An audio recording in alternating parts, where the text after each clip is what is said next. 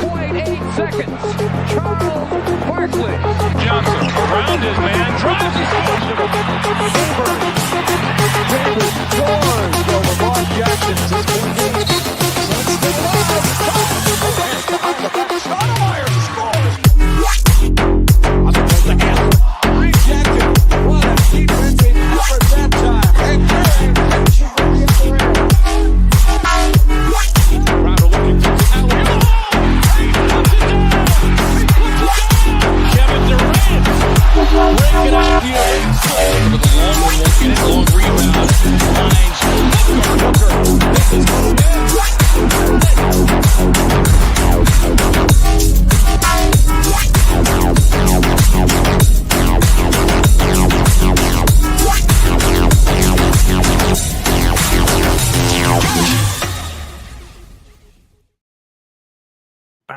Finds You know, it's sad, Kevin. Some people don't think we have the coolest intro music on Sun's planet. What's your take? I was recently told that it sounds like Transformers having sex.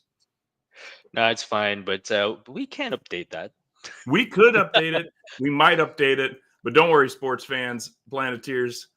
We will not be getting rid of the Al McCoy outro, which is just when Josh put that together, and with the inspiration of an Al McCoy clip, it just, poetry in motion is basically what that became.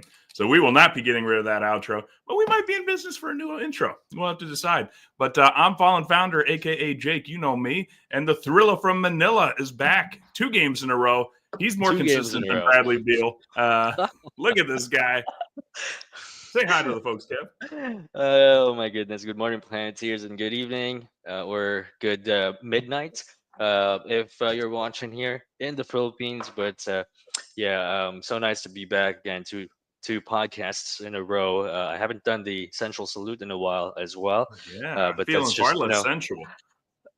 Juggling some stuff between work, taking care of a child, and marriage. Well, one of those is going to have to suffer. I recommend the marriage, because if she wasn't built for the long haul, then that's telling you something. Yeah, we'll just have to find that out. If Christine gets this or watches this, I'm dead. I'm a dead man. Well, see, that's where we're going to see how loyal your friends and family really are, because you mentioned to me that you got several comments from Filipinos last episode, because we were filming during a time when they were actually awake and able to watch the show, and they're like, "What are you doing on there?" And then we'll see if there's any dedication in the follow-up, or if we can just clown on all of them right now, because they're not going to watch. Yeah. And all I got was like, "You can speak American?" Oh. You can speak American. There you go. That's good. People. Absolutely. And it's funny because the Philippines is like the capital of call centers. You call AT&T, you call DirecTV, you call all those companies, and you're going to speak to a Filipino. 100%. It used to be, I remember when I had a Dell computer in college, I'd be sent out to India. For a while, Costa Rica started having a little bit of a call center boom, but I think the Philippines has held it down. It's where every time I see a Spanish mixed with a Pacific Islander name, I'm like, yep, I know where I'm being sent to. And they're like, "Hi, I'm here to help." And I'm like, Are you really? Are you really? We'll see. We'll see. And then I'm like, "Do you know my friend Kevin?" I did tell you that. Did I talk about going on down? Yeah. When you called the bank, right? Yes. Yeah. And somebody in the Philippines, and I was like, "Oh yeah, I work with a guy on a sports podcast," and they're like, "Oh my God, that's so awesome! What sport? Okay, Phoenix Suns Planet. I'm gonna watch. This is so great." And he's like a Charlotte fan. Oh, that's right. He was a Charlotte Hornets fan, which Planeteers we lost to. So I'm going to blame that Filipino call center guy. If he's still watching, he knows, because there's nobody else I've talked to since then from there on this topic. I don't know any other Filipino Charlotte Hornets fans. I'll put it that way. Me neither. I'm guessing there's few and far between. Is there something about Charlotte? It's funny. Hamo is a fan of the Carolina Panthers for an NFL team. I have no idea how people are just like, you know what? Going to go out that East Coast team. Let's go with the Charlotte, or let's go with the Carolina Panthers. Fun how they do that. And he's in Australia. That's right. That's what I mean. Like, there's not a I could almost see the argument of like, oh, Australia, they've got like the outback. Oh, it's kind of like a desert. maybe we should like the desert team of the United States. I don't know how it works. But then again, I'm from Iowa and nowhere near Arizona. And I'm just like, Phoenix Suns are my team. Phoenix Suns are my team. So that's why we're here. But as Michael Evans tips us off, Suns look like a broken team, to be honest, 100%. And we'll be covering 100%. That because we left you a little bit early, Planeteers, last week when we did not stick with you the whole time. We wanted to go watch the big comeback that ended up not taking place as we were tied at halftime. I just remember this. Yes, tied at halftime against the Pacers before we gave up a 28-40 quarter, followed by a 24-30 quarter. So we lost 108-126 in brutal fashion. We won't spend a lot of time on this game because we were kind of like eyeballing it while we were doing the last episode. So I'll just mention Kevin Durant led the team with 25 points, 9 of 14. This was the last Bradley Beal in the starting rotation game before the big change hit, which we'll go into more. Was it? I believe so, yeah. The 76ers game, yep, he came off the bench. Yeah, that's the first time. Yep. And it was a tough game for Beal. He had 8 points on 3 of 12 shooting. Yusuf Nurkic did not get the start. He was finishing his suspension at the time. Wow, imagine that, getting suspended and coming back and losing your job. Devin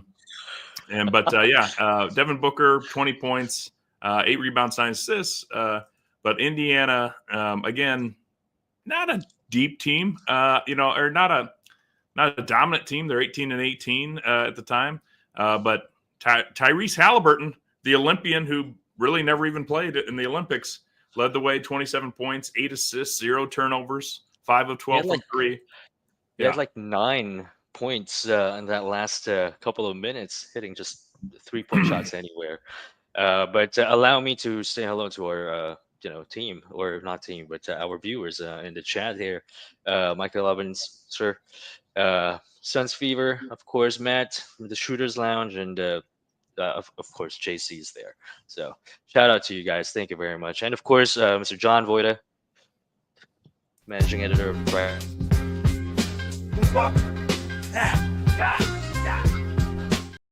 Just kidding. Don't fuck that guy. I was kind of hoping you'd pick John before I hit that drop. I'd hate to do it to somebody else. We just don't really know. And shout out to you, man. Successful Dave King's Bright Side Night. Definitely. 100%. Suns win. Yep. 100%. The Bright Side Night that because of the goodwill that John and Bright Side of the Sun built actually bled over into a Notre Dame victory. So that was nice. And most importantly, we got the Hawks win too, the win over the Hawks. So that was good. Like I said, let's not spend too much time on the Pacers game. I'm going to, in fact, go ahead and close out those notes now, and we'll just swing right into the Philadelphia 76ers game, which started off with a bang because the announcement that Yusuf Nurkic and Bradley Beal would not be starting and that this was not a touch-and-go situation. It was for basically they're going to do it for a while, see what happens. Kev, what is going on? What was Coach Bud thinking? Well, something. You don't put a $50+ million player on the bench. That's what I said prior to the season. Yeah, that's what we're all saying. But I think it just boils down to the fit. But like I said, it doesn't matter who starts games. What matters is that, or who finishes it, right? Mm-hmm. And it paid dividends. Obviously, in this game, he had a game high of what was his number? 25 points, right? So it was like as well at the same time an FU game to the coaching staff. FU, I'm coming off the bench. Put me on the bench, which is wild, right? Because usually, like if it's like, hey, you manage people, right? Before, yeah, before. Okay, so I have as well. If you have to discipline them and they react by like crushing it the next time out, you're like, oh, I'm a genius for disciplining you. Yeah. It's tough to read like, oh, maybe I should throw you right back in the starting lineup. No, it looked like in this first game, it looked like it worked. As you mentioned, Bradley Beal led the way on 10 of 15 shooting, 3 of 6 from 3, 5 assists, no turnovers, this was a Bradley Beal game that we've been waiting to see. And yeah, excuse me, he got just under 30 minutes, had a fantastic game. And thank goodness, because Devin Booker had 10 points and 10 assists on 3 of 16 shooting. And this is against a Philadelphia 76ers team that, excuse me, has been winning a little bit more of late. But in this game, they were without Joel Embiid. They were without Kyle Lowry. Andre Drummond was not going to be in there. Yeah. They had basically Paul George, Tyrese Maxey. That was going to be their go-to guys. And the other young guy, Jared McCain. I haven't seen him play much, but I understand he's out for the year. And I think he was trending towards Rookie of the Year, if I'm not mistaken. Rookie of the Year, yeah. Plus, Yabusele was there. Hitting, God. And that guy gives us so much fits. Yeah, for sure. It's amazing to see what happens when somebody hustles. Oh, like, did you see that? Sure. He does not look athletic. Don't get me wrong. Like, we He's just a complain hard about worker. Nurk and Plumlee, yeah, but you just see this, like, I'll call him stout because he's certainly in better shape than I am. I don't want to call him fat because if I was like 6'10", I'd or whatever he is, if I look like him, that'd probably work just fine. But yeah, like, he sees a ball get shot and he runs to go find where the ball's coming to, and then he can run out and shoot a 3 and then run back in and try and get a rebound. It's impressive to see what happens with a try hard big, which we're just so on the inside. Well, it's just the construction of the Suns roster. I think you pour in what $150 million in 3 guys that are superstars, and none of them is a big. So Mhm. your options really gets limited. But yeah, like Mr. Evans said there in the chat, effort matters, and Mhm. we see some guys that pouring their heart out. We see Josh Okogie, but Josh Okogie, Ryan Dunn, putting their heart out on defense, but it just not had been or has been like a like consistent, or the other guys aren't consistent or are not doing the same thing, or Mhm. not putting energy into those things on a consistent basis. Well, and I think, looking at this game, the next few, it's interesting that they're playing Josh Okogie about 4 to 6 minutes a game. So really not much. Like, I feel like any other player would be like, that's not enough time for me to get going. I don't think that's the point. We're not looking for Josh to, quote unquote, get going. I don't think we're going to back and be like, he's got to shoot a few threes before he really gets in the groove of shooting threes. Like, no, he can hit them. We don't want him to try to hit them unless we're absolutely desperate, because he's still not a great shooter. But we want him to basically run on the court and sprint and remind all the other players that this is not a dream sequence. They actually have to play the game. Yeah, he's just one of those guys that it doesn't matter if he gets going as long as his energy is like gonna affect the whole team, right? Mm-hmm. That's what his role is, and actually, him shooting 3-pointers and them going in is practically bonus for the Suns. 100%. Well, let's talk about a guy, and I've seen a little bit in the chat here, and maybe you can explain to me what is happening here.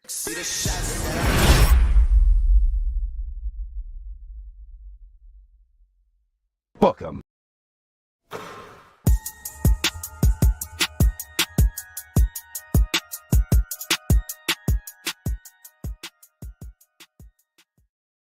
As I mentioned, Devin Booker, 10 of 10, 10 and 10 points, 10 assists on 3 of 16 shooting, 1 of 5 from 3. That's the Philly game. Let me read you some quick numbers from the other 2. In the Charlotte game, he had a 39 points, fantastic game, obviously, one that we lost. And then he followed that up in Atlanta with another terrible shooting performance. We end up getting the win, 20 points, 12 assists. We're seeing a lot more assists coming from him. He's creating a lot more, but he was 9 of 21, 0 from 8 for 3. Here's the easy question, and I have no idea, Kevin, if you can actually attribute it to this, but I'll just throw it out there. Should Booker have not played in the Olympics? Did that somehow disrupt him this season? Oh gosh, that is a great question, and my answer would be right, because I don't think you can say, yeah, he should have not.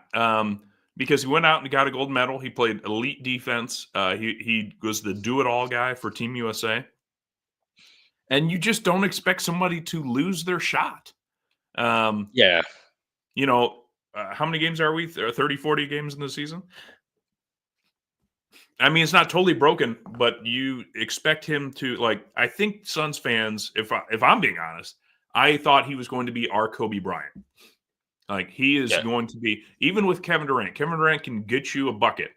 Devin Booker will lead this team, is kind of how I viewed this situation. He's going to be more vocal, more in control. He'll know when to take over games.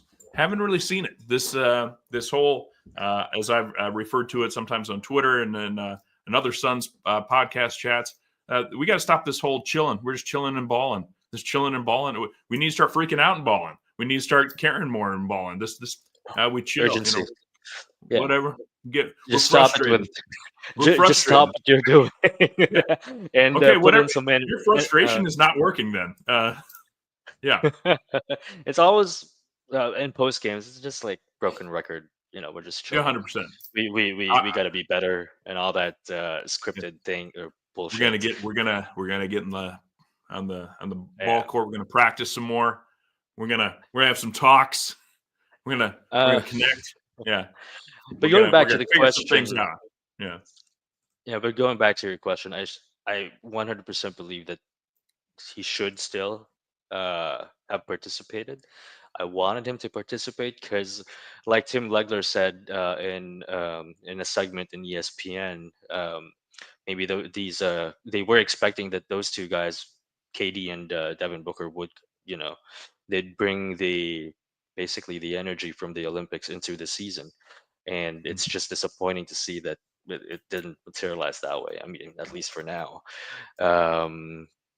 I don't know. In terms of being the Kobe guy, I'm with Charles Barkley with his latest statement about Book. He's a nice guy and all, right? But he's not the one who will get into your face and make his teammates really that accountable.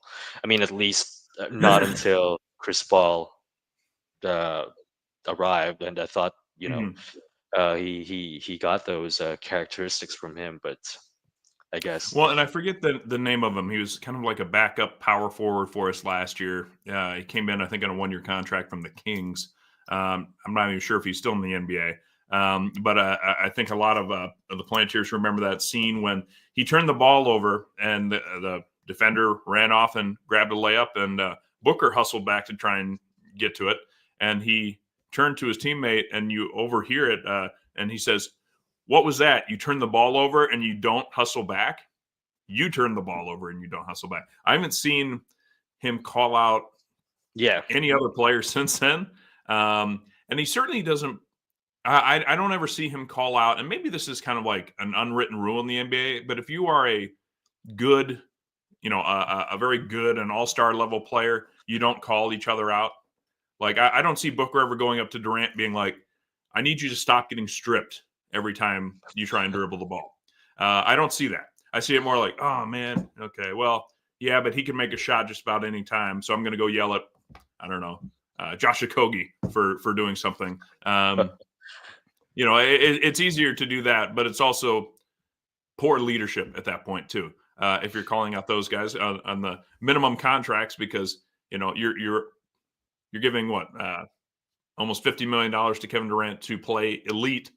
And it seems like we demand more out of our minimum guys sometimes than our higher pay guys. Not, and I'll say this: the fans don't. Like, we're almost the complete opposite. Tyus Jones really can do no wrong, because Tyus Jones came in on a minimum contract. So if he has a terrible game, we're like, thanks, Tyus, you're on a minimum contract. I forgive you. But like, if Bradley Beal has one bad game, we're like, what is this trash? What is this amateur? But like I said, we got the win against Philly. Well, that's just the most important thing, regardless of who struggles. Yeah. As we start, and as we're going to talk about, we are 2-2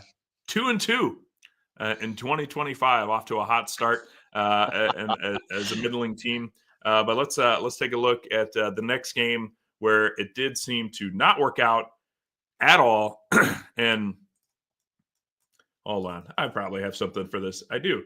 Yeah, well, let me just turn it to you. Richard, what's happening?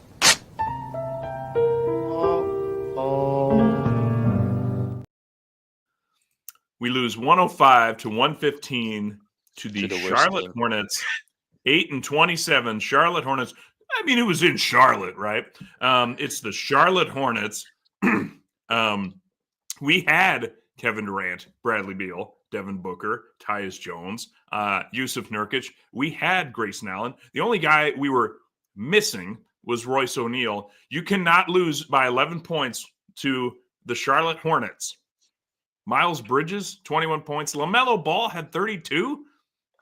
Yes. Oh my God! Yeah, the Nick Richards, who Suns fans have been drooling over, with the hopes that we could For acquire sure. him, and I get it. We made him look phenomenal because, of course, we did. We're the Phoenix Suns. 15 points, 12 rebounds, 5 of them on the offensive glass. How does this happen? Richards is actually a good big, but you're right. You Well, for gotta $5 do million, absolutely. When you're paying Nurk triple to come off the bench. Here goes a flush, savage slam dunk. Rebound with the sound of this welcome funk. Bosnian beast. One guy that has not adjusted to the bench life at all, Yusuf Nurkic. That's true. Clearly. You know what? My main takeaway from this game is that the Suns got abused by an abuser. Oh, wait. Oh, wait. Oh. Too true. Too true, sir. True. Yeah. Now I really hope how your much wife did you- doesn't watch this episode. You got that dark side of the, instead of bright side of the sun, and they switched it over to dark side of the sun. You got that dark side of the sun humor. How much did they put in? Abused by an 21 abuser. points. 21 points and 7 rebounds. Looking like a superstar. Oh my God! Yeah, remember last year we were clamoring. We're like, we can fix him. Rumors. We can fix him. We can fix Miles. That's all we need. Yeah. We were a Miles Bridges away from competing. And then we got swept in the first round, and nobody mentioned Miles Bridges anymore. Yeah, it was. I don't understand it. We started off hot, 29 Really hot. 22 in the first, and then we started our collapse in the second, scoring 17 to their 37.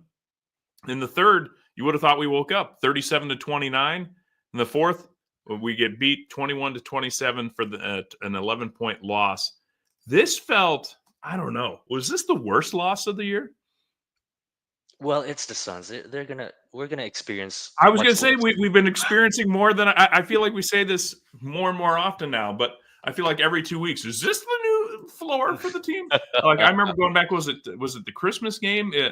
That where the Nuggets just embarrassed us before we came back and beat the Nuggets, and then I think and then we lost to a Luka-less Mavs team. Right. That couldn't hit a shot, but somehow we lost, and then they lost like every single game thereafter. Because we're the Suns. Yeah. And you can't consider yourself a contender if you're 6-11 on the road. That's just not contender type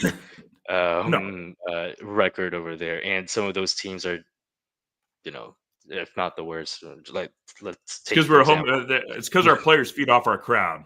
Kev. Oh That's my it. goodness! What a We're mix. a very passionate ball club, and they really just thrive off of our energy. Oh my goodness. And the thing is, what am I? I was gonna say something, but I can't remember what. Well, then let me go and you come back in. But this was his second game of the Bradley Beal off the bench experience, where he got just under 31 minutes. And he scored a whopping 10 points, 5 assists, only 1 turnover. He was a negative 21 plus minus, though, 0 for 2 from 3. As I mentioned, this was a great Devin Booker game, 39 points, 14 of 25, only 2 of 8 from 3, but perfect from the charity stripe, 9 of 9. Got 10 assists again. Again, he's been passing very well. 6 rebounds, kind of trying to do it all. Kevin Durant has his... As I mentioned, I think was it last episode, Kevin Durant has not taken a step back. He's maintained being very well, doing a very good job. He has not improved, I don't think, at all in the last 3 or 4 years. I think the only direction he's gone is maybe marginally worse over the last 4 or 5 years. But he's still an elite player. But he knows who he is at this point. And I feel like he even says that in interviews. Like, yeah, that's what I do. I just do what I do. It's like, don't ask me to lead. Don't ask me to call people out. Don't ask me to, I'm never going to get 10 rebounds for you too often. I'm not going to hit the glass hard. I'm not going to do too much of that. I'll get you 7. It's, and I'm not trying to rain on Kevin Durant's parade here or lack of parade. But I mean, it's, he can't really bail out the teams like during that. I feel like that Nets run when Kyrie Irving just didn't want to get a vaccine shot and James Harden got injured and Kevin Durant's like, don't worry, team. I'm going to drag us through the playoffs if I have to. We haven't had that Kevin Durant show up in Phoenix yet. Yeah, not yet. And maybe that's what Stephen A. Smith meant when he said Kevin Durant is not a leader. I don't know, man. Man, that Stephen A. Smith's a clown, though. Yeah. He's only been doing sports journalism for decades. Total clown. Yeah, I thought that was interesting. Like Kevin Durant just would not accept that. But I mean, in this particular game against the Hornets, Mason Plumlee, our starting center, was 0 for 1 with 0 points, 12 rebounds. Ryan Dunn, our new starting power forward or 3, whatever you want to call him. 6 points, 4 rebounds in 25 minutes. Tyus Jones got us 4 points, 4 assists. So it's not like there was a lot of people helping. I'll give credit where that's at. Oso came in 0 of 3, 0 points in 6 minutes. Monty Morris 1 of 5, 2 points. Yeah. Hey, by the way, I've got some. Sorry to interrupt you there. I've got some bone to pick with some of the Suns fans there. Do not expect Mason Plumlee to, score that many points. He's good at his role, like we said at the start of the season. So don't and then just being suddenly exposed to the starting role. So he's not going to be. I'm not expecting him to go off. No, but I will say this. I don't know if you saw the entirety of the Hawks game, but did you see that? I think Booker ran around him as he was dribbling, and instead, like I thought he was going to stand off, and he dribbled between his legs, and they're like, "What is this?" And I forgot. I think Eddie Johnson was like, "This is a Harlem Globetrotters, Mason Plumlee." He's like, "Oh," and like even the defender and Booker were like, "Where are you going?" He's like, "Oh, I do that all the time," and he just keeps running around the court. I'm like, dude, I don't need him to score a lot, but he's very good at drawing fouls. So let's feed him a little early, maybe, and let him take all the contact, and let Beal and Durant and Booker avoid those hard hits. Yep. Get ourselves into the penalty, then we can kick it out to more of our more efficient scorers and do that. And obviously we don't have to feed Plumlee till we're in the penalty, but he's good at drawing that contact. If we can maybe get some of their bigs in foul trouble early, that's going to help out, I think. So Plumlee's the key to our championship. Yeah, I don't know about that. But I'll say this. I don't need him to score a lot. I do need him. I need him to try harder than Nurk was trying. And I actually don't even think Nurk ever was a guy that wasn't trying hard, but I just need to see something. I'm still a little confused about that one. I get the Beal off the bench, the microwave score. We've seen it work in the past. And we've seen in at least 2 of these 3 games a lot of production from him. Nurk, are you surprised that Plumlee is starting over Nurk? I mean, it's not like he goes out and shoots threes either. I mean, that was like, oh, why isn't Nurk taking these threes too often? Or he's like, oh, he's only shooting 20% from 3. It's like Plumlee will shoot 0% from 3 because he just won't shoot threes. Yeah. So I would have guessed Nurk is better interior defender, rebounder. I mean, does Plumlee finish? I guess I don't even ever see him take a shot. So, what my answer to that is, I think, of course, this is just pure conjecture. They're shopping him. They're shopping, trying to keep him healthy, so he can't be traded. And nothing builds more value than we don't even want to show you what he can do. Especially when it's not like a 1-year off deal. It's you'll pay him next year as well. 19 2 years, yeah. So I'm not sure if if that's gonna be, if that's the only idea behind it, but maybe it I, is. I We'll think see. it's just what the stats say. I think based from the stuff that I've read from our statisticians, our experts out there, is that the lineup of him and Beal in that starting five, the Suns have a negative rating. So maybe it's Mm, just more of that than anything else, really. okay. Well, before I finish off this Charlotte game, I will mention the Hornets shot a blazing 38.8% from the field, 27.7% from three, and we lost. And we Doesn't it lost. make you doesn't it make you feel good that what the only team that barred us from having a 3-game winning streak was Charlotte? Yeah, I suppose. Yeah, I mean they did get 29 free throw attempts to our 19, so they had a little bit more there. We shot 42.4%, but just 24.2% from three. Is it weird? I feel like this team. I feel like are we actually fifth? Wow. We are fifth in the association in 3-point percentage at 37.5. I feel like we're worse. I feel like we're really pretty bad. It's Maybe true. it's just because I see like a Devin Booker 0 for 8 game. I see Durant, just chunking them off the rim a bunch in the last game. And maybe I'm just missing the, two of three Grayson Allens and the 3 or 4 Royce O'Neals because there's just not as much quantity coming from those guys. But they're lifting that floor back up for us. I think Grayson's the most consistent 3-point shooter in this team. But I mean, maybe the attempts has to do with it, which helps the percentage. Not sure. Yeah, I But mean, in this particular game, he was 3 of 6. Grayson Allen. The last few games, he's been back. Let's see, 3 of 7 against the Pacers game. We talked briefly about that. 1 of 1 against the 76ers. 3 of 6 against Charlotte. 5 of 6 against Atlanta. So he has recaptured his 3 ball, yeah, which is great because we were a little nervous about that earlier in the year. I know. I think We got another Charlotte. game here though to talk about. You want to head to the club real quick? Oh yeah, go ahead. All right. Let's do it. What's the name of that nightclub of yours again? You talking about the Boom Boom Room? Yeah, the Boom Boom Room. That's it. Yeah. Yeah.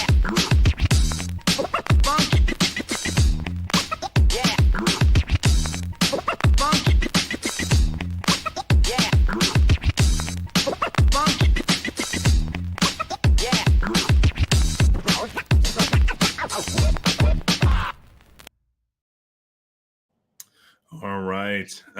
Gives me a little chance to take a sip and help my throat out because I think I'm coming down with something again.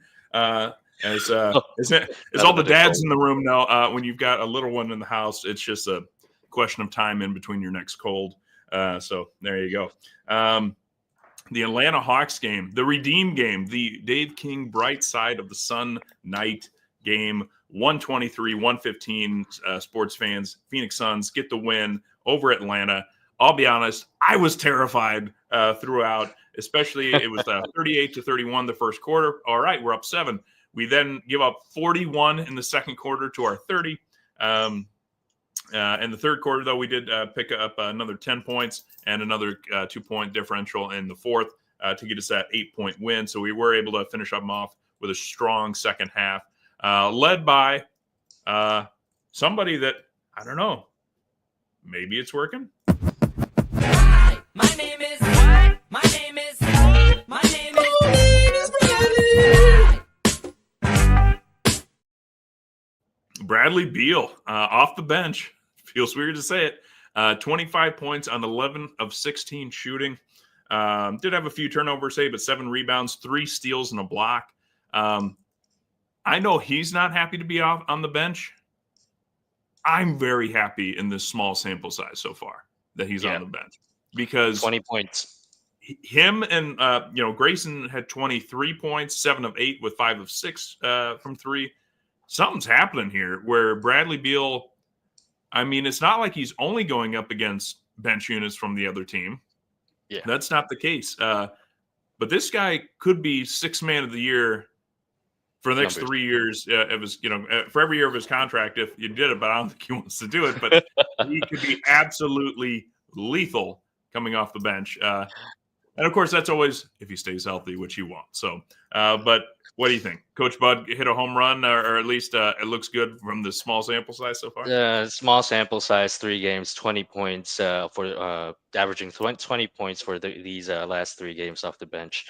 That number or the Charlotte numbers just really hurt the averages. But historically, when even before when he was starting, his numbers are actually okay or good with the bench guys.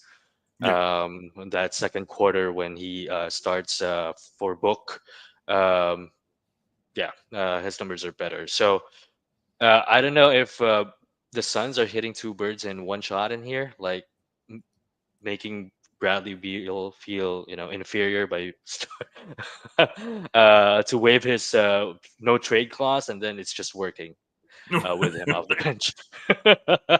That's the catch-22 of that. Is that I mean he's still playing. He is getting a little bit less minutes. He was averaging before injuries about 30. Looks like he had 39, 38, 38, 34, 38 minutes a game, and now he's at about 30 or to 33. So he's playing less, shooting more efficiently, playing better with his bench unit. I like it so far. I don't understand the Nurk stuff because he didn't even get to play in the Hawks game. They said it was matchup dependent. Clint Capella is such a big dude. I'm surprised. I don't think of Clint Capella as a freak athlete really anymore. I remember when he was with Mike D'Antoni's Rockets, and it was just just alley-oop him all the time. I don't really see him doing that, and I thought Clint was giving us some problems. He was just 4 of 11, I guess, but 10 points, 11 rebounds, a couple of blocks. I would have thought Nurk could have done some damage on him, but no. Like I said, as long as we got the win, I'm more happy with that. But since Nurk has joined the bench brigade, he's gotten 2 games of 3. He didn't play the third. Scored 5 points, scored 8 points, 7 rebounds, 3 rebounds. As Michael Evans says, happy birthday, Michael. Or I don't know if that's 66 today, like all day and many days, and it isn't your birthday. Or if it is your birthday today, happy birthday, happy 66. Hope you're enjoying retirement. That's close to retirement age, right? Yeah, it's close. You could still be working, I guess, till 70. I just read something about that the other day. You get more Social Security. But anyway, he can jump higher than Nurk. At this point, I don't doubt it. Nurk is it's always fun when I'm playing like NBA 2K and I see Nurk get like a little dunk in. I'm like, no, that's why this game is not accurate. That's not real.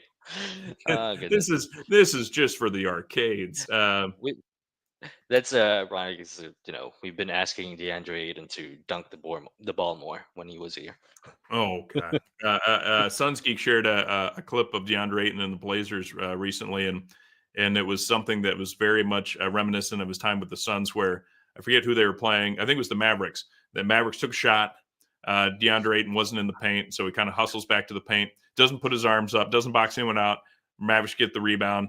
They take another shot. Mavericks get the rebound. They finally put the ball in the basket. Ayton go like, oh. Like he's like, oh, I should have put the body on someone. Oh, I should have put a body on somebody. I'm just like, it was like that DA to unlock. It was like that clip that you used for the black hole of the sun. Right. Against Jokic when he was just standing there doing and nothing. just like letting him take those. I saw that with who was it on the Hawks? Dyson Daniels. I remember that play, and it drove me nuts because he shot like a little floater in the lane, and nobody boxed him out. Yeah, and he went right back to him, and then nobody put up a hand, nobody tried to move closer to him, and he just kind of like got it right back. Briefly looked at nobody's going to do anything, and then just put the shot back up. He's like, I don't know, 7 foot from the basket, and I'm just like, there's 2 or 3 of you. Just lean towards him. Like, I don't know, make it seem like you want to try and disrupt what he's doing. But like, at least pretend, right? Exactly. And I get it, 82 game long season, but just like, I'm sorry, Suns, like, that I saw more even though we got the win, which obviously, again, most important thing. I saw a younger, more athletic Hawks team that could have pulled this one away.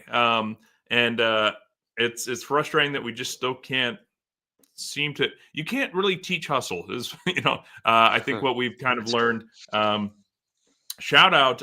We have a look at this. We have a Matthew Lissy appearance in the chat. Mr. Listy. Yes. Give Nurk another chance. That's all we want. Give Peace another chance. Give Nurk another chance. Honestly, I don't think I understand his plus minus. Maybe is not as great with the starters as Plumlee, but I don't know. I'd rather see. I think a lot more of the Suns fans are liking what they see from Oso. Oso, it's got a little bit better flexibility and athleticism that kind of, a little quicker, that can kind of help, but he still is undersized. And I think I'd like to see Nurk take probably some more of that Plumlee time. I'm just not seeing anything from Plumlee that I feel like Nurk can't do. And I feel like Nurk gives us a little bit more on the court potentially. And not that we need like a lot more assists or anything, but just, unless we're going to get Harlem Globetrotter Mason Plumlee every game and, between the legs dribbling. But between the legs, behind the back. Mm-hmm. Well, what's interesting, so yeah, we held the Hawks down in the second half. Trae Young led them with 21 points, 6 of 15 shooting. But like I said, this is a Bradley Beal game, getting the 25. Grayson Allen, 23 off the bench. KD had 23, 9 of 15 shooting. And this was the Devin Booker can't buy a 3-point shot game, 0 of 8. But 12 assists, 20 points. And so, like I said, we got it done. Tyus Jones chipped in 16. That was nice to see. But yeah, so that kind of concludes the games. But I don't know. We keep hearing stuff about Jimmy Butler maybe becoming more of a reality. I kept hearing for a while, there's no chance. They're not interested in Bradley Beal. But I think somewhere you predicted by this episode, Jimmy Butler would be traded. You didn't necessarily say the Suns, but I think you're leaning towards the Suns. Me? Yeah. In our group chat, I did say that I'm sensing that that Jimmy is going to be traded to the Suns. It definitely felt that way after the game against Charlotte. When they lost to the worst team. Yeah. And when the news broke that actually both Brad Beal and Nurkic are coming off the bench, so that's the first feeling. And then they lost to Charlotte, then the feeling got stronger. So I'm not sure if that would happen at all. Of course, there are a lot of implications that needs to be. But are you pro the trade? I am. I'll Suns Fever points out Butler's the key to a championship. I'll say this. I don't think he gets us a championship because I think there's a lot of stuff broken with this team right now. Mentally, we can't stay healthy. They just lack an interest of, I don't want to say not playing together. I mean, it's so hard it's so nebulous. It's like they want to, but not that much. They want to try hard, but not that much. They want to play together, but they're not close friends. Like they like each other, but they're, it's like you see your coworker at work and you're like, hey, another day, another dollar, right? Nobody seems excited to be there, but they're excited enough to be like, well, but I have a job to do, so I better go do it. And I don't think Jimmy Butler fixes that. I think he is more likely to I think he improves our odds. But here's what I tweeted this out. This is how I would describe this team right now. And it's one of the worst ways to describe a team that you love because it's one of the most painful things you can say about them. There's only one word to describe you, and I'm gonna spell it out for you. S-A-W-F-T. Soft. Bada bing, bada boom, realest guys in the room. How you doing? That's why we were late today, Planeteers. I wanted to bust that one out for you. Yeah, to load it up. Yes. You're in mood, I think, Jake. What's that? Yeah, you're back. Oh, At one point. sorry, I was two in my head on the bada bing, bada boom. That Yeah. was, I agree with you. Jimmy's gonna help in that department. Well, exactly. But this is a soft team all around, and which is crazy to say after Devin Booker's elite defense at the Olympics. I would say Kevin Durant is soft right now. I would say that He's the best Devin defender. Booker is leaning towards soft right now. Is he? He's doesn't feel like I it. think no, he's the leading shot blocker, I believe. Okay, well, that's because none of our guys that are bigger than him can jump off the ground. So I'm not shocked about that. That makes sense. Yeah.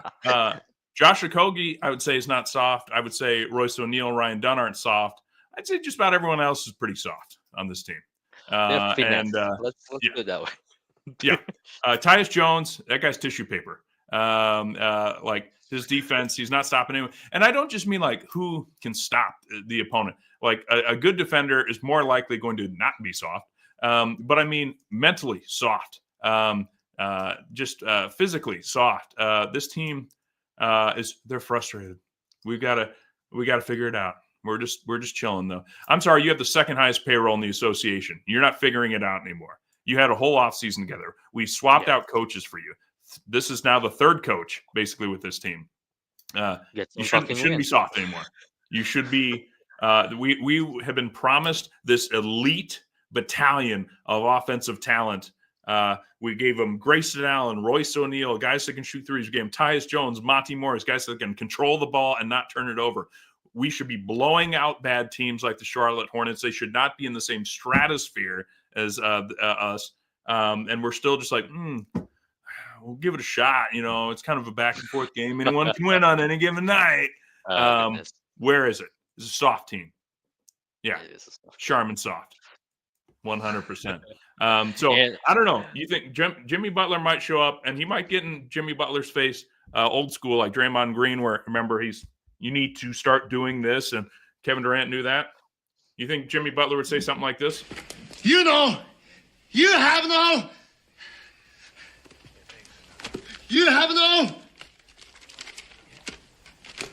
marbles.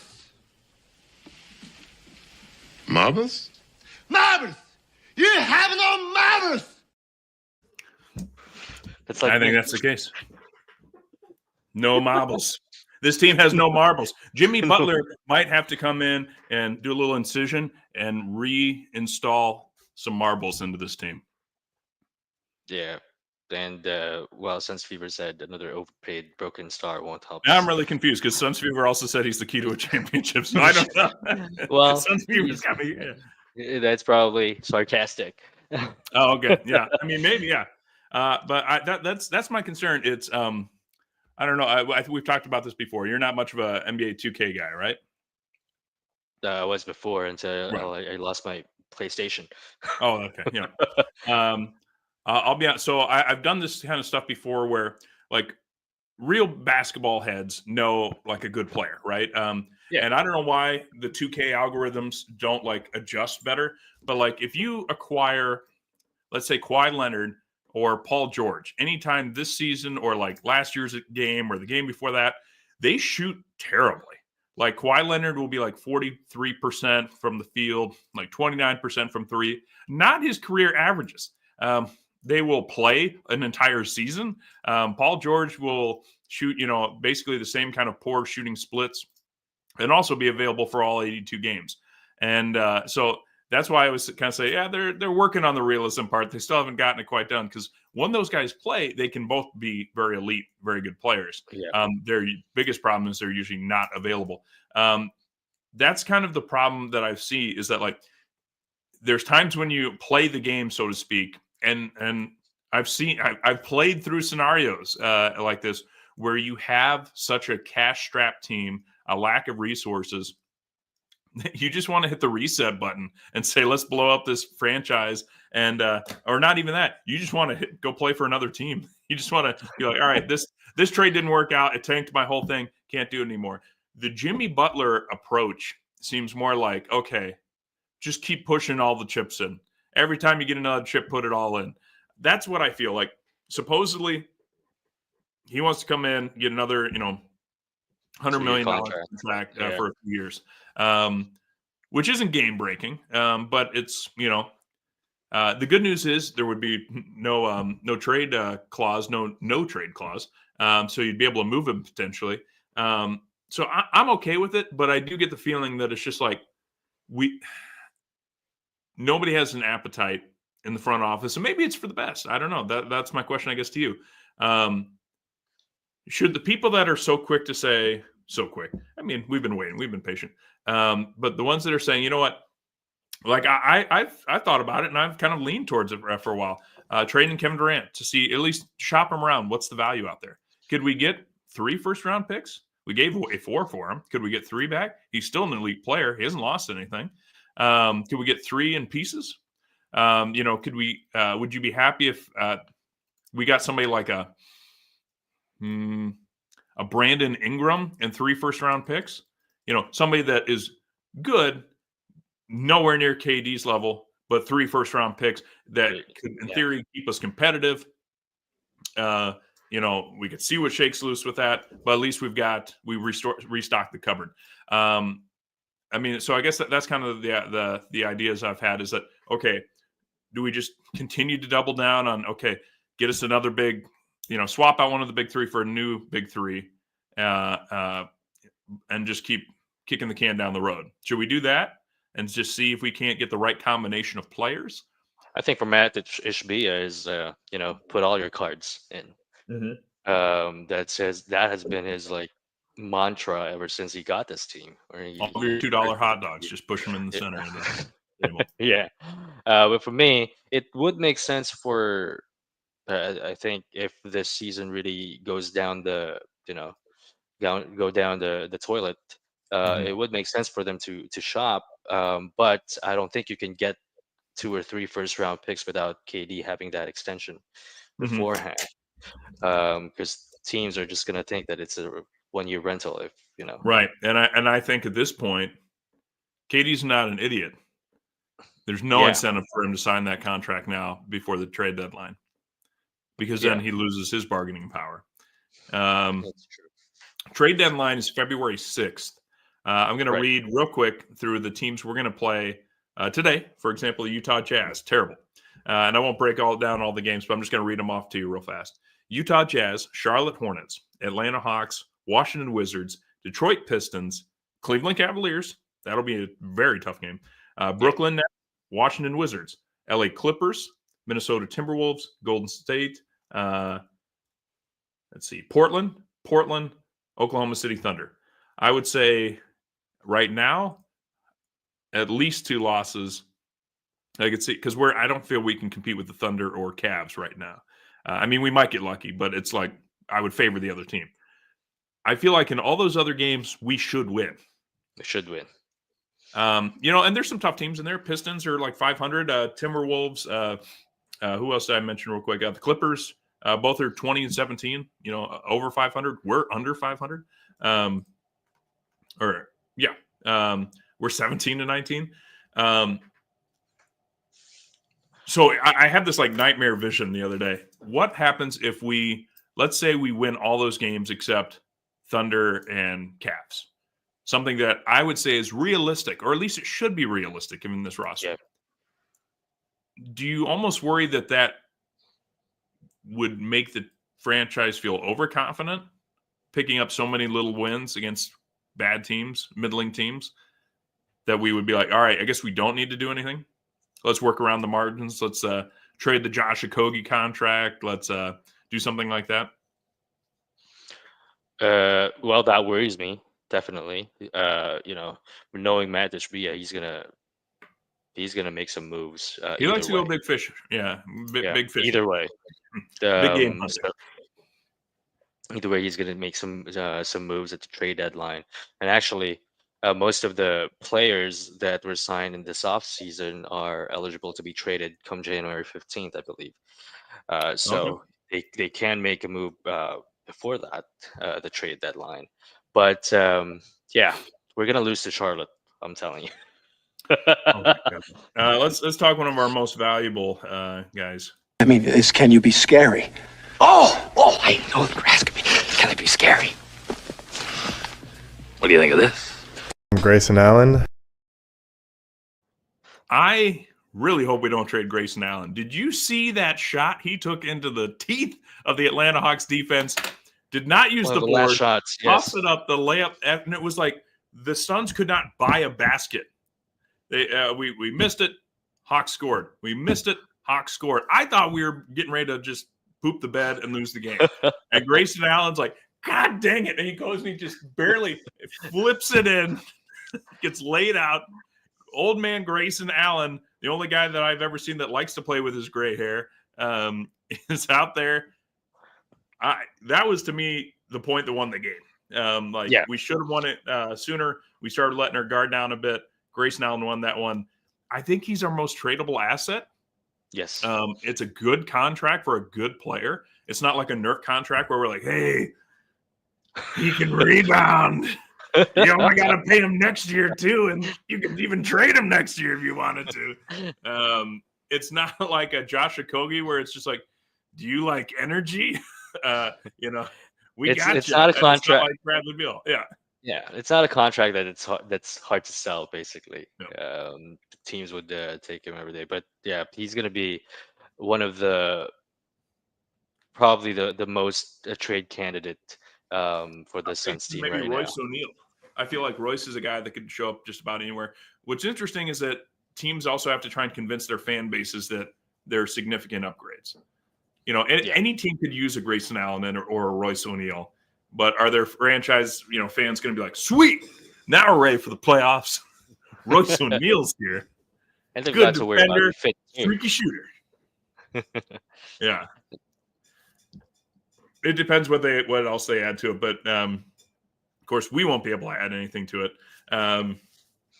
So yeah, it'll be very interesting. You said in 4 days, the January 15th date opens up for more contracts to be available. Yeah. And then in less than a month is the trade deadline. Ooh, Yep. It's exciting. Because it's so exciting because of how soft this team is. I'm just going to keep harping on that. I don't know. Like, if I feel like a little kid, I want somebody to get mad. I want somebody on the court to just start calling out his teammate, and you play harder. You rebound that shot next time. And maybe that's the Jimmy Butler effect. Maybe that's what we're missing. But as exciting as it is to acquire Jimmy Butler, his reputation before this drama all unfolded was Jimmy likes to take plays off. Jimmy doesn't play as hard in the regular season. He's playoff Jimmy. We're having a hard time getting into the postseason right now. We're losing to teams like the Hornets. We're at, I think 10th right now. We're in the play-in territory. I don't think I want to risk Jimmy Butler, Devin Booker, Kevin Durant health on starting in the play-in and going all long distance all in the the way. playoffs. Yeah. I think if we don't finish with a top 4 record, there's no way, no combination that's acquirable for this team. Bringing in a Jimmy and sending out Bradley Beal or doing marginal moves, I just don't think that there's pieces to the puzzle that could have us be even a 5th seed and be able to run the gamut. I just don't see it happening. First of all, correction: we're out of the play-in. We're 12. With the 12 spot. That Hornets game, right behind San Antonio Spurs. Can you imagine that? I Chris wrote something Paul about would be sitting back, just like laughing. Yeah, he'd be like, "This is why I should stick with State Farm, guys." That's State Farm. But yeah, I think with the Suns, the problem is mentally. It's just there's no way to explain it. I mean, you've got 3 offensive stars in your team, and you can't win games. What does that tell you? Exactly. And that's why I said, where is this immense firepower that we were told would happen? It's in fairness, it's weird because usually every week we're like, now this guy's injured, now this guy's injured, and this week we're like, they're all back. One's off the bench. We went, 2-1. Okay, if you had that Pacers game in because we were still recording while that was going on, 2-2. it was not a great week. So, But at least it's not under 500. 100%. We didn't go 1 and 2. That is true. That is true. Let's see. Well, I think we're going to end just about on time. But I'm always curious. This is why I watch some of the other Suns podcasts out there. I listen to Fanning the Flames when they've got an audio podcast ready to go. I check out Suns Geek. I check out a little PHNX, some Suns Jam. But I'd say probably the headiest guy, the most psychological of the group is Matthew Lissy on Suns Jam, because he's always that guy that they just look tired. Are you looking at the body language? The shoulders are slumped. Why are their heads down? Do you see the timeout? He's walking away from this team. Like, he picks up on that stuff, and then it's hilarious because it eats away in my head. I'm just like, yeah, when they call a timeout, Bradley Beal walked away? What the hell is his problem? He needs to be locked in. Yeah. Obviously, it's working for Bradley to an extent. Hey, by the way, have you heard the Richard Jefferson take about the relationship? Yeah, you between want to break Booker that down real quick? and KD? Yeah, why Gosh. don't you explain that real quick? I thought it was a little bit of speculation. I don't know if I think so too. Yeah. I think so too. I think he's just reading off the body language of the two, but I still think Booker They're and just chilling like villains. remember losing which team was it? They are losing, the opponent's up big and they're just smiling, laughing at the bench. I don't know which game that was. It's weird because it's always tough too, because somebody could be like, I don't know, somebody could call a timeout, and for 1 second while you're not like, it's not like when you go to work, you were just like, all right, now I need to solve this problem. At one point, you might turn and look at your phone and be like, somebody sent me a meme. Like, it could be like Booker turned to Kevin Durant and was like, what's up? And he'd be like, what's up? And he's like, chicken butt. And he's like, you got me. I don't know. It could have been that, but I've seen that so I'm a diehard New Orleans Saints football fan too. And there was one guy that was basically ran out of the team, ended up going to play for the Oakland Raiders back then. This is a while back. His name was Aaron Brooks. He was a quarterback for the Saints. Kind of came out of nowhere, helped kind of start the rebuild of the team. And then I think it was the year that the Hurricane Katrina smoked New Orleans. And the team went like 3-13. It was a brutal season. We had to play like all of our games out of New Orleans. It was so tough to watch. But the camera would always pan down, and there's Brooks with his helmet off on the sidelines, like, hey, Laughing. all right. Probably trying to make the best of a bad situation. But the fan base is just sitting there like, you don't care. We care. You don't care. And that's the tough thing. That's the tough thing with this body language stuff, is that, when the team is struggling and they're able to crack jokes, that's tough. I crack jokes at inappropriate times because that's how I can react to it, and it like lifts my spirits. But yeah, the Richard Jefferson story, correct me if I'm wrong, is that he thinks that the relationship between Book and Durant is breaking down. It's broken. Yep. And that Durant's actually fine with leaving the team. He thought it was going to be him and Booker versus the world, and they were going to dominate. Hasn't happened. I've read nothing like that. I still think they're too close. I think they need somebody to come in and drive them apart a little bit. I think somebody needs to tell them chill less, care more. And that's going to be the Jimmy Butler effect. Show up here soon, Jimmy. Don't you guys want bench Beal? Bench Beal is phenomenal. Come on, Miami. You got to wonder really if this really works well for the Suns and it actually results to big wins if the Suns are going to stick to it, because this is the same. And that's group. going to be tough because I read you that slate of games, and let's just, how about we'll go with predictions and then close out. This coming week before we record next, Utah Jazz in about 5 hours, Charlotte Hornets tomorrow, deadly team, Atlanta Hawks again, and the Washington Wizards. So let me get this straight: a 9-27 team tonight, 8-27 team tomorrow, 19-19 team on Tuesday, and a 6-30 team on on Thursday. Wow. Okay, we should go 4-0. What's your prediction? You predict the Hornets get another win? Are they going to be the Spurs this year? Oh or, my goodness. just find ways to keep beating us? you know what? If we're the Oklahoma City Thunder, then we'd say 4-0. But no, we're the Suns. Oh gosh. Let's be positive this week. I'd say we're gonna have a 5-game winning streak by the end of the 4 games, including the Hawks win. Okay. I was like, wait, where are we? How are we getting 5 wins over 4 teams? Okay, we're gonna crush them so bad they're gonna wish they lost more. Okay, so you're gonna go undefeated. 4-0. Yes. I'm going to be Mr. Negative.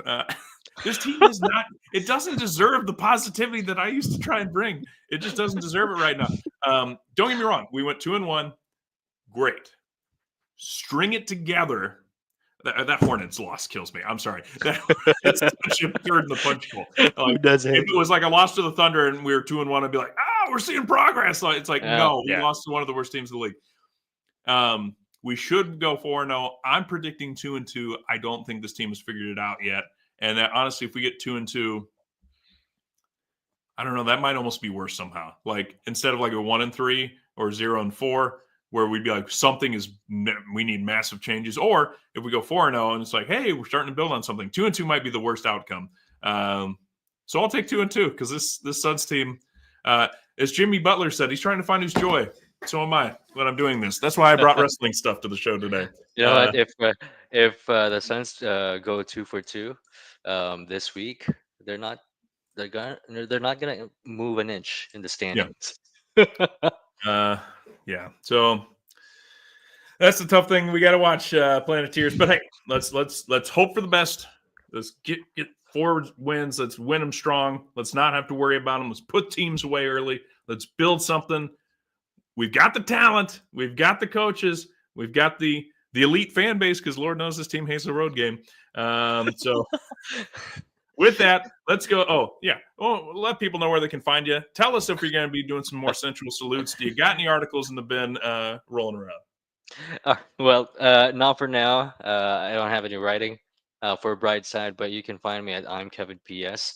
I don't tweet much during the games, and I'd be soon doing the Central Salute probably when I can watch the games live and not the replays.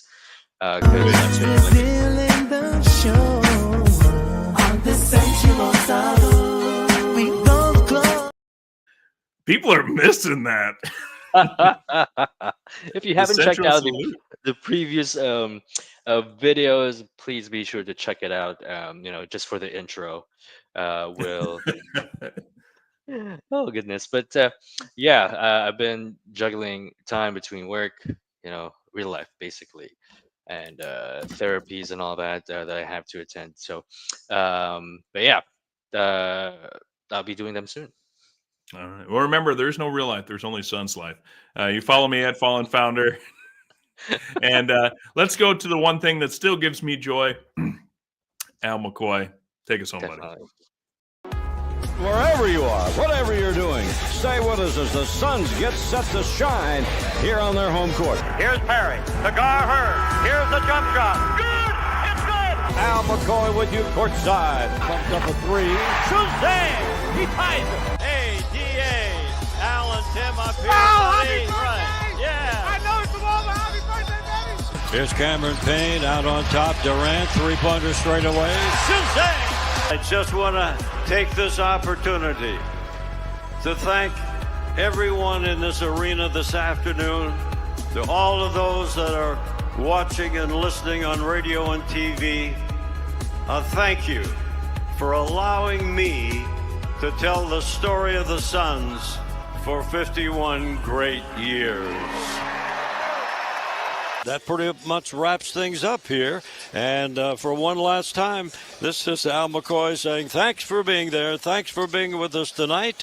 And from the Footprint Center here in downtown Phoenix, we'll just say so long for now.